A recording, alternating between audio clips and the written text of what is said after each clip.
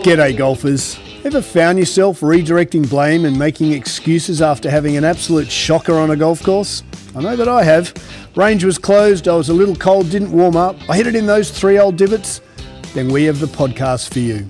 We focus on how to fundamentally own your swing. Strike it pure and consistently shoot in the 70s. Be it if you're a weekend hack, retired and playing daily, a school phenom or a tour professional. We present and discuss facts and physics pertaining to golf, trying to keep our ego and opinion at bay. We dispel myths such as keep your head down, bend your knees, or my all-time favourite, game improvement irons. So stop drinking that mythical Kool-Aid and have a sip of ours. I think you'll find it both inspiring and refreshing. I'm Scott Young, founder of Swing, PGA professional and ex-tour player. And together with physical therapist Dr. Sean Joyce, welcome to Pivot the Path. G'day, golfers, and good morning, SJ. Good morning. How are you, sir? How's your week? Doing well. Where'd you go this week? You had a weekend off? Yeah, I was down in Charlotte last weekend, which was great. What were you doing in Charlotte? My wife's sister just had a baby, so hanging with a newborn. Ah, freshie. So it was great, yeah. Hanging out Freshie. with her family. Yeah, tiny. Tiny. But happy, healthy, all is well. That is good. Mum and baby are solid. Yeah, they're doing well. First and golden child on Marie's first side? on that side of the family. So the golden child. Grandparents are in. They're super excited. Cool. And Charlotte's a really nice little town. There's some cool spots. Love Charlotte. When I got picked up from the airport, we were cruising through. There's a Donald Ross course about 10 minutes from there. Charlotte's fantastic. It's private. I was like, oh, maybe I can go take a look around. No golf? But no golf. That's all right. Okay. I'm sure I talked about it plenty. I made up for you. I played 3 times in 4 days. Okay, so you did Bally? So I had a dear mate, shout out Scotty Phillips, or as we call him, Boogs. Won't get into that right now. Why? But let's just call it Story for another time. Story for another time. So we took Boogs to Ferry Point. Mm-hmm. He's at a member in Sydney, so I grew up with Scotty. We've known each other since we were about 7 or 8. Which is so cool. And he came into swing and he got the concept straight away. Physical therapy, we looked at him. He's actually in pretty good nick. Pelvis anteriorly tilted, rotated to the left hip tighter than right, all the standard stuff. He got it. He really got the whole concept of what you and I are trying to do. It's cool. And then I took him out to Ferry Point. Well, Ferry Point was as good as any tour event condition I've ever played. Really? It was absolutely pristine. So firm, fast. Greens were perfect. They were about I don't stimp to me feel. They were fast and hard and fast. Yeah. Awesome. Fairways everything was pure, and they'd cut the rough down. So usually at Ferry Point, the rough is about 2.5 feet thick. So if you hit it literally off the second cut, so fairway, first cut, second cut of rough, you lose it, but they'd cut it down so you could actually find it. You could get out of it as well. Yeah, it was actually a lot nicer to play. I mean, normally it might as well be water. Yeah. Your ball, if you find it, not getting it out. That's great. So that was awesome. I played actually terribly, which was interesting. Okay. I haven't looked at my swing for the last month or so. Yeah, you're too busy looking at everybody else's. Yeah, and I actually said, this is really bad. I've got to actually get myself on video, and I got myself on video. And the second course is really cool. So it's called Morefar. You sent me a video. It looks like it's very interesting. Very pretty. So Hank Greenberg, he's an American insurance owner of AIG. Okay. Let's not get into what went down, but some things went down with the whole AIG. I don't have to get into that. But Mr. Greenberg is a lovely man. He helicoptered in as we were on about the 13th. He's 100. Seriously. And he still exercises, plays tennis. He was coming in for a round of golf? So I don't think he plays golf anymore. He comes in every day for lunch. Awesome. We don't know where he lives. He meets everyone. He is just an absolute legend. He's amazing. Yeah, amazing. Anyway, when AIG got broken up by the US government, some stuff went down. He kept the golf course and he said, no, this is my golf course. And he built it himself. It's called Morefar because apparently all the suppliers, when they were building it, they were like, where's this golf course? And he used a lot of Chinese labor to get it up. And they're like, Morefar, keep going. So it's up in Brewster, New York. It's absolutely phenomenal. Yeah. They've just got a new superintendent taken over from a guy who's been there about 40 years. It's always been very wet and very spongy. And this new super is rolling the greens. They're rock hard. Well, it was phenomenal. And there's Really? only about 20 people on the course. That's awesome. What's Everyone the done. course like? Super tight. Some of the fairways are only 30 yards wide, and it's Okay. literally just cut out of a forest. It's Okay. unbelievable. So controlling your ball flight sounds pretty important. Hitting it straight. You just got to hit it. Okay. If you're off the fairway, you're done. Okay. Yeah, so it's Yeah. kind of cool. And then I played, and then that was awesome. So shout out, Danny. Thank you, sir. And actually he's coming to see you because his lower back, pelvis a mess. All right, sweet. Got to play in carts. So that's the only downside. Okay. Got to play in carts. And then I had 9 holes with the kids on Sunday morning at All right. my local par 3. So we had Ferry Point, 10 out of 10 golf course. Customer experience was still appalling, but golf course was superb. Yeah. Morefar, where the customer experience is just off the charts. Yeah. Like, can we get you whatever you want? Do you want to play golf with a kangaroo skin tied to your back? We'll get you one. Like, it's whatever you want. It's all about the customer experience. Yeah, yeah. And then we played our tiny little par 3, which was 9-hole par 3. It's up in Fairfield, which I think's absolutely superb. That's awesome. So we had all different customer you got experiences. the whole spectrum there. Gamut. So for you going from Friday, not super pleased how you played, to then playing again, then the par 3, how do you manage enjoying your golf still? Scotty, look, I loved it. I was out with one of my dearest mates, and the course was sublime. And we're playing golf, and we were 20 minutes from right here, this very location. Yeah. And he got swing. A lot of people kind of don't get what we're trying to vertically integrate here with building clubs and you and me and everything we're trying to do. He got it, which made me really proud. Cool. Yeah, that's awesome. So that's awesome. Nice. And I got myself in video, and I was just on top of it. It's as simple as that. So I fixed it in a heartbeat, but I didn't. Yeah. I knew something was off, but I was so on top of it. Yeah, and when you say on top of it, what do you mean? So I think it's alignment based for me, but not quite sure. But I just get very quickly, if I don't look at my swing, and I now look back on the 10 years on tour, I was always on top of it on tour, which I never realized. And so my thoracic spine just starts turning. My hips have got crazy mobility, so my hips are always going to move first. My torso just gets a little bit quick, and that then gets my shoulders and arms up in front of me, and that gets the club steep. And actually, which is ironic for when we played the last couple of times, I chipped and pitched really poorly because I was on top of it and I was squeezing the ball and I had no loft on the face, and everything was just, I get a feeling of though I'm squeezing the golf ball out like I'm losing room. So Scotty got me on video and I just said something's off. And then it's funny, I do a lot of my prep the night of. So I'll actually sit in bed, just watch a couple of videos, and then the next day I can pretty well make a correction. Okay, so always off the course though. You're not messing around too much. Oh no, I just aimed left with and technical hit a cut. thoughts on the course that day. Okay, and then over that evening, rework it a little bit, think about it. The next day you've got a bit of a new strategy. And then on Sunday I was just way under, and just a flight came up, Christmas came up, and I had room, so I feel room. Okay, you got space to work with the upper body. Yeah, really cool. It sounds like an awesome experience. I don't imagine many people listening will ever have a chance to go out to Morefar, but it's cool to hear about it. It's such a weird, it is the epitome of customer service. Whatever you want, you will have.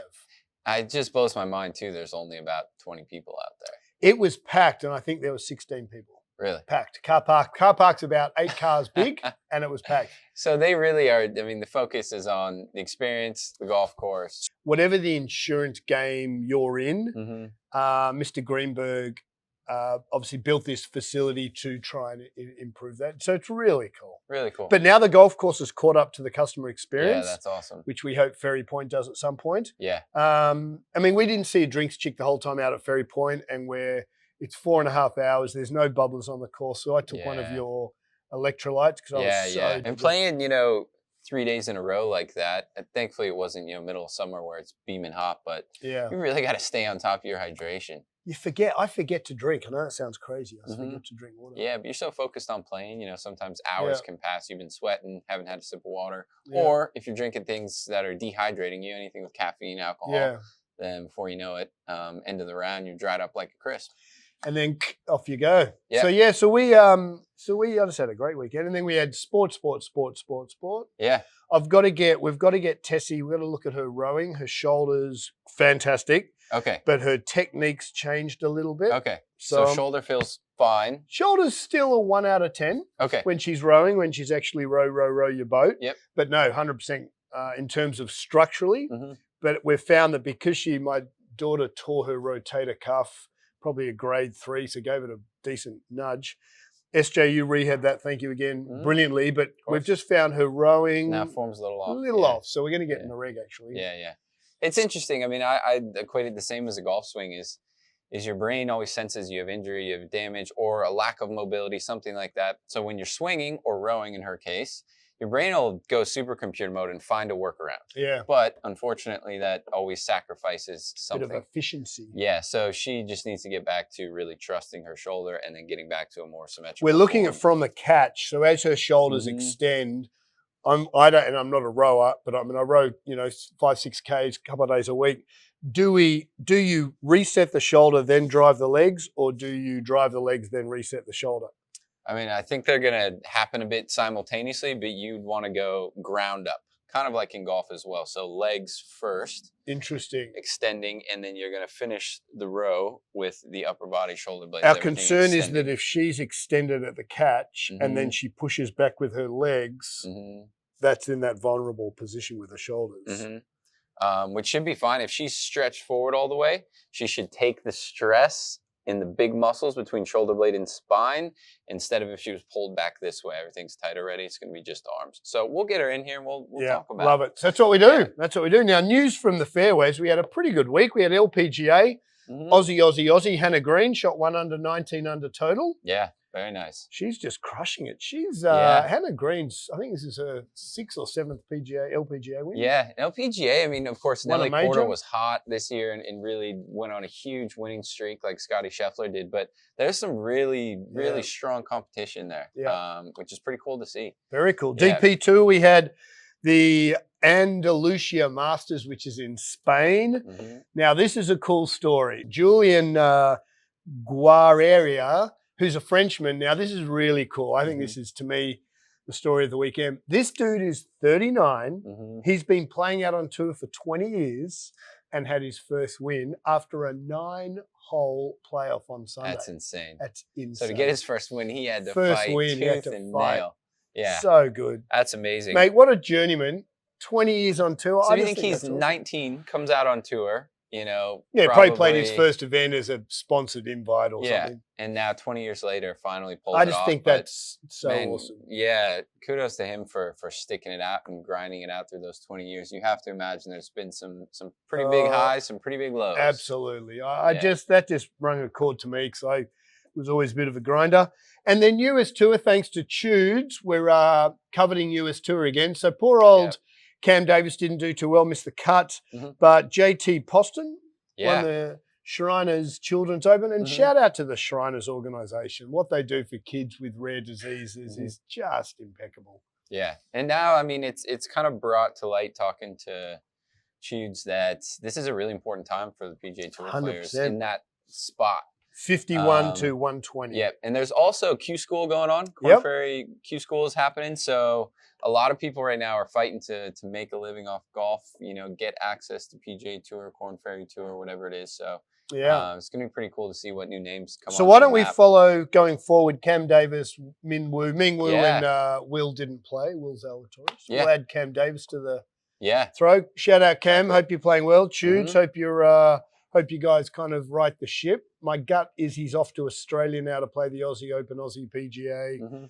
He's got to be a shattered duck. Did you ever play in the Aussie Open? I never played the big events, unfortunately. You were always over here, huh? No, I pre-queued for Aussie Open, pre-queued for New South Wales. I played lots of New South Wales and other Opens, but never played any of the big events. I toured pre-queue and never quite got it done. I was first reserve in the Aussie Open, had a practice round with Nick Faudo, and I played with Gary, practiced with Gary Player. I remember the Aussie Open, I was hitting in bunker shots, and Gary Player was hitting on. He's only a small guy, and he was in a bunker, and he was landing them on. I think we've mentioned this before. He was landing them on a sprinkler head, and he goes, "Oh, what's that?" He said to his caddy, "What's that noise?" And he landed it on, and his caddy said, "Oh, it's a sprinkler head." Again, and just kept doing it. I think he did 3 or 4 in a row, and I'm like, "Oh, dude, I don't have that shot, so I guess I'm staying till I do." Sand green? No, yeah, sand green. We're gonna get you on a sand green.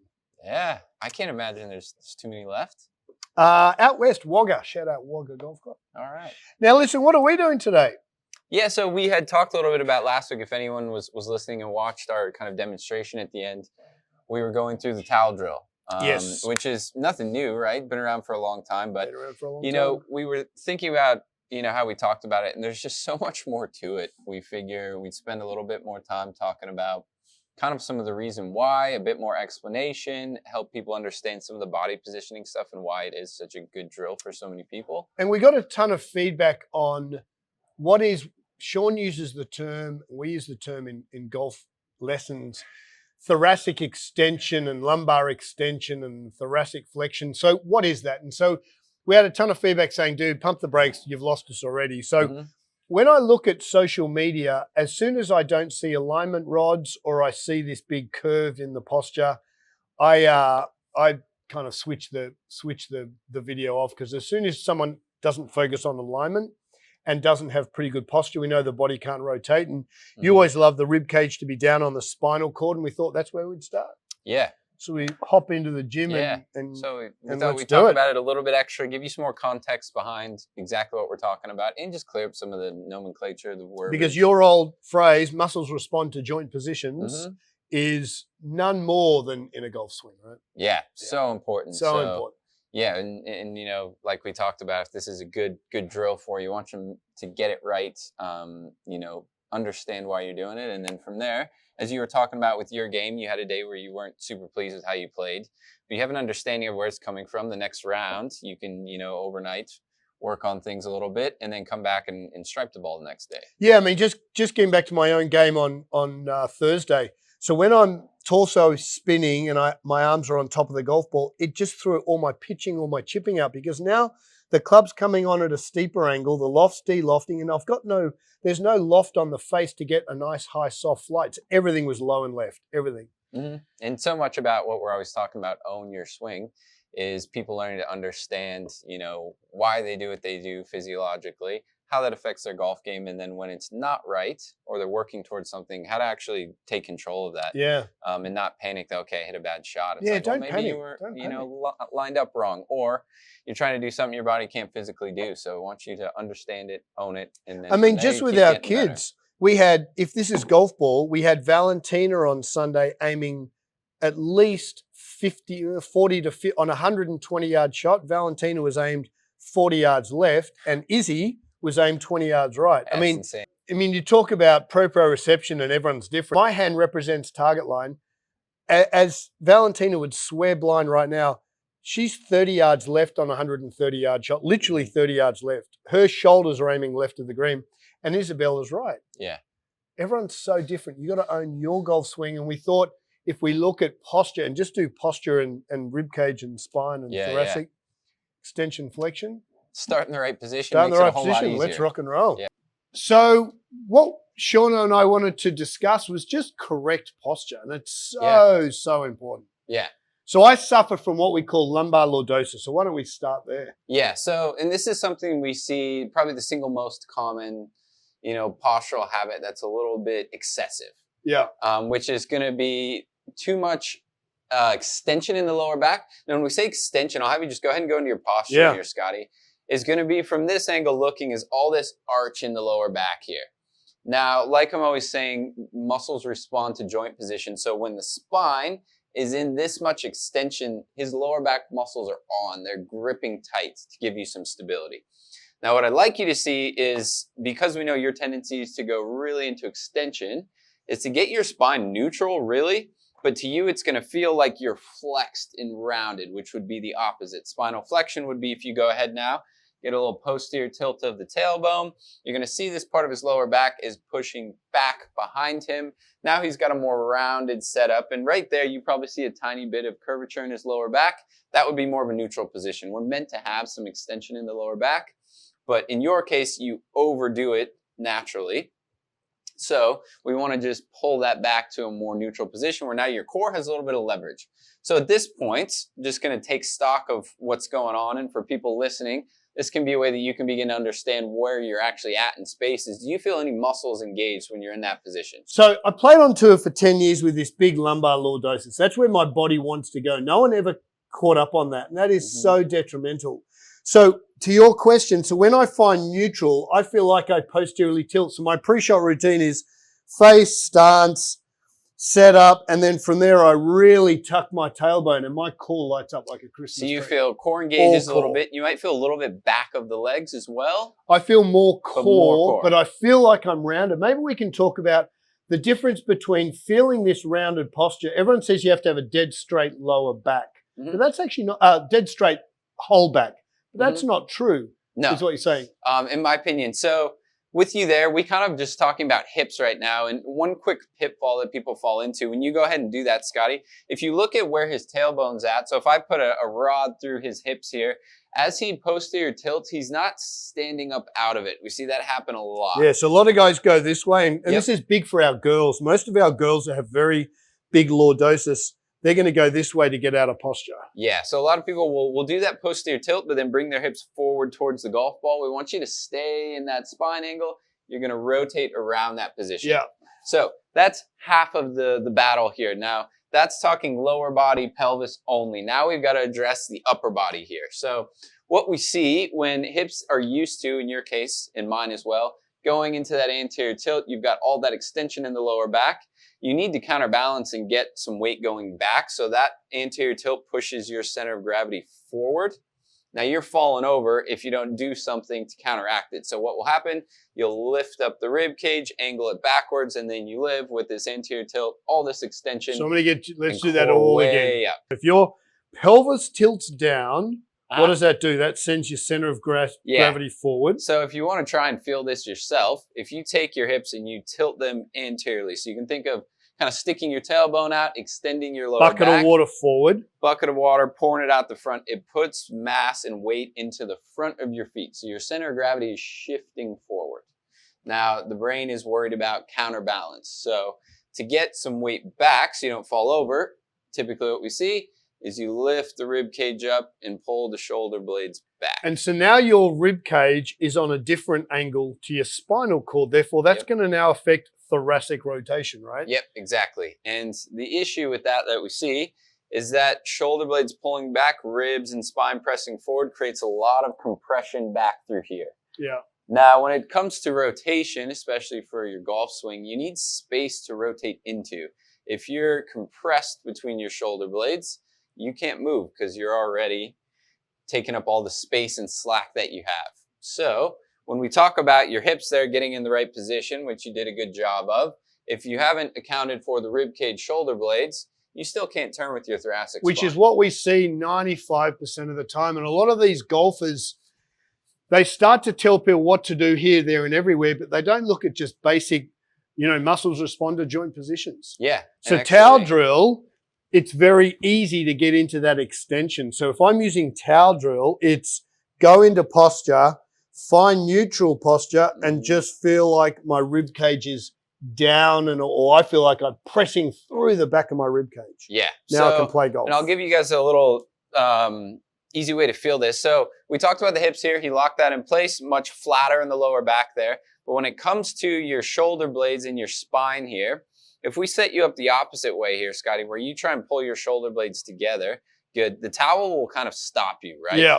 100%. So with that underneath his armpits, my lower back is going ballistic right now. He's got to really work hard, fight that towel to get into extension, which is what we don't want. So in this case, if we just go through the steps again, you're going to go posterior So just on tilt. this, when my thoracic spine and rib cage is up, I can't rotate thoracically. Now I'm going to use my lower back to turn. Yep. Which we're going to get pain. So yep. So let's go. Hips go into that posterior tilt. Good. So now his lumbar spine is more neutral. Then we need you to think of your lower ribs here. So right in the front there are going to go back behind you. Yeah, I feel like bit. I'm almost rounded posture. Yeah. So now you're going to start to see a little more rounding through his mid-back. His shoulder blades now have moved away from each other. And at this point, core is engaged. Oh, core's going nuts. You got the posterior chain now of your legs. And when you rotate, yes, you can separate lower and upper body. And you can use your thoracic spine, which is your biggest center of rotation in the upper body, to actually rotate. So tuck, shoulder blades away, rib cage down, and now I can go left shoulder to golf ball, and then my pelvis can posteriorly tilt and then begin to turn. Yep. Remember, the pelvis won't, if the pelvis is down to the ground, anteriorly tilt, tilted, the hips can't turn. So as I hit a golf ball, I've actually got to move my pelvis posteriorly to allow that lead hip to rotate, and then I'm good to go.